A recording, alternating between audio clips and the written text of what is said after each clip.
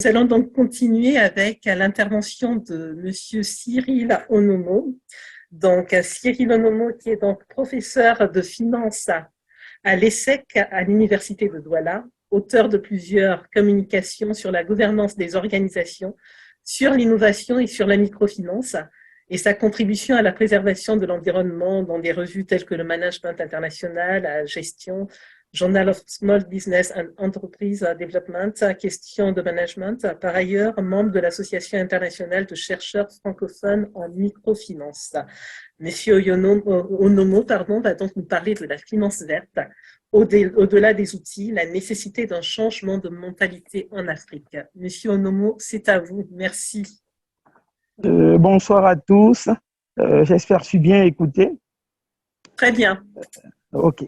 J'ai suivi avec beaucoup d'attention les différentes interventions qui donnaient une compréhension très large et ample de la question de la finance verte et en relation avec les crises complexes. Mais mon intervention n'abordera pas la chose de la crise complexe. Un accent sera plutôt mis sur la finance verte. Je tiens déjà à préciser que il y a un an, dans un groupe de travail mené par Professeur Peretti, il revenait à poser la question, est-ce que la finance verte peut contribuer à garantir les performances extra-financières des entreprises, des organisations? C'est dans ce cadre-là que je situe ma réflexion. Pourquoi? Parce que quand on parle de finance verte, il faut dire qu'on est dans un capitalisme financiarisé et où quand on parle d'entreprise, on parle de marché, on voit principalement la création de richesses pour les actionnaires. On peut coller de manière appendice les réflexions liées à la satisfaction des parties prenantes, mais on reste centré essentiellement sur l'actionnaire. Donc, dans ces réflexions-là, on va sous un prisme de confession un peu des acteurs de cet univers, d'associer des préoccupations d'ordre environnemental et social. Et ça va conduire à tout ce qu'on connaît sur la finance verte, mais davantage du financement vert. Parce que les principaux outils qu'on met en avant lorsqu'on parle de la finance verte, que ce soit les obligations vertes, que ce soit les droits de polluer, tous ces différents éléments, les fonds verts, on est là au cœur de la mécanique du financement. Et on voit bien que les bailleurs de fonds, j'aime bien l'intervention de Mme Elisabeth Crème de l'AFD, pour montrer qu'aujourd'hui, quand on parle de finances vertes en Afrique, on voit beaucoup de bailleurs de fonds. On a l'Union européenne qui a financé l'État du Cameroun à hauteur de 44 millions d'euros pour la mobilité durable dans les grandes villes au Cameroun comme Douala et autres, où on retrouve les mototaxis, les taximans, tout ce qu'on a, le financement des déchets, le financement d'une agriculture résiliente. Donc, ça existe, la finance verte en Afrique. Ça existe, mais beaucoup appuyé par les bailleurs de fonds occidentaux. Quelques initiatives de la Banque africaine de développement avec des séminaires organisés de part et d'autre pour sensibiliser davantage des entrepreneurs sur la question écologique, sur tous les aspects de résilience face au changement climatique avec des conséquences sur l'agriculture. Mais quand on a fini de dire ça, on voit beaucoup plus des outils et on se dit, il y a peut-être un problème de fond parce que ce serait faire du scientisme s'il faille prendre tous ces outils et essayer de les appliquer ici, sans mettre une dose de contingence, en considérant un peu les rationalités des acteurs, en considérant un peu la structure sociale, et on se dit, il y a un élément manquant, c'est celui nécessairement des mentalités. Des acteurs ici, est-ce qu'ils sont préoccupés par des questions écologiques, environnementales? Comment dire à la petite agricultrice, hein, au petit agriculteur qui fait une agriculture de survie, de ne pas détruire l'environnement, de ne pas déboiser, de ne pas couper le bois, de ne pas détruire la forêt d'où on tire toute sa subsistance. Ce genre d'éléments, ça devient un peu difficile de contraindre les gens à le faire.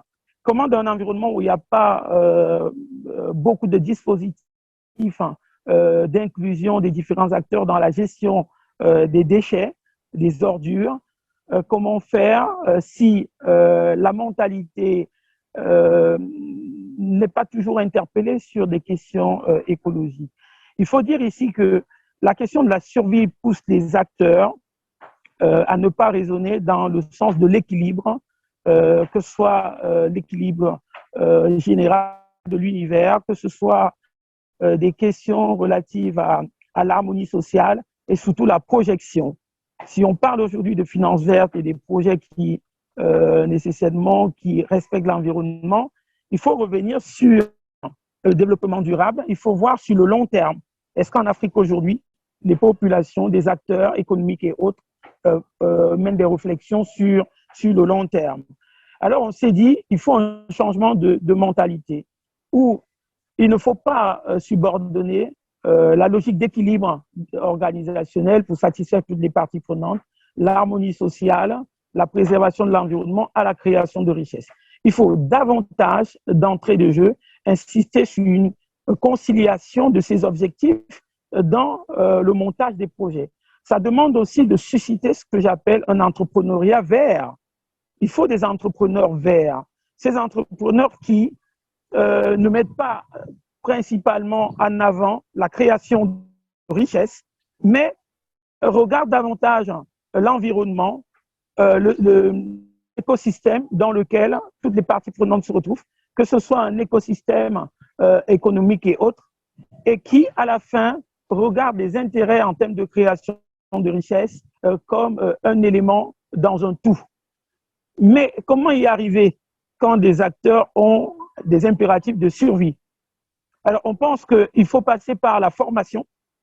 C'est ce que qu'a essayé de faire la Banque africaine de développement. Il faut insister sur la formation, la sensibilisation, mais il faut aussi des programmes de société, parce que j'en parlais avec insistance, des programmes de socialisation. Parce que le rapport de l'homme avec l'environnement, le rapport de l'homme avec les déchets, avec nécessairement les autres espèces, c'est un problème de socialisation. Alors, il ne faut pas que ces questions nous tombent dessus. Et dans mon sens, il faut mener une étude préalable pour mieux cerner aujourd'hui les rapports, que ce soit les micro-entreprises, que ce soit des entreprises diverses, que ce soit des acteurs sociaux différents. Il faut voir le rapport que ces acteurs entretiennent avec l'environnement dans la conduite de leurs activités respectives. Je pense qu'à partir d'une étude qui nous permet de mieux lire les comportements des acteurs, les représentations que ces derniers ont de l'environnement, on peut mieux développer des stratégies avec l'intention d'infléchir les comportements, mais surtout changer les mentalités sur le long terme. Seul un changement de mentalité pourra nécessairement avoir un effet durable, surtout dans des environnements où il y a un conflit. Et ce problème n'est pas seulement un problème africain, ça reste aussi même un problème occidental.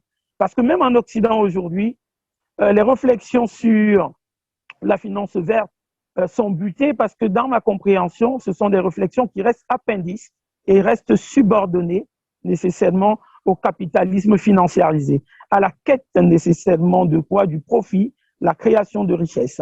Donc si ces éléments ne sont pas fortement réglés, alors ce sera du saupoudrage et on reviendra après et on aura réglé des choses en surface, alors que dans le fond, ce sont les structures économiques elles-mêmes qui doivent s'accommoder avec des impératifs de préservation de l'environnement, d'équilibre voilà, de l'univers, comme disent les autres.